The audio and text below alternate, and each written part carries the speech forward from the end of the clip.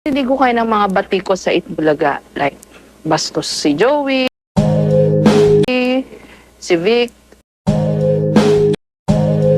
mahilig sa chicks. Ano pong nararamdaman nyo?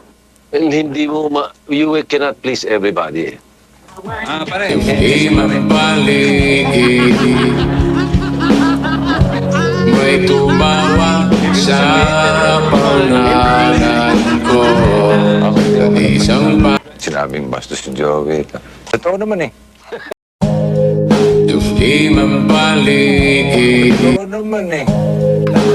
di mapaligid, may tumawa sa pangalan ko.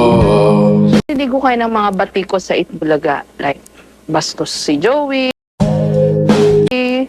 si Vic,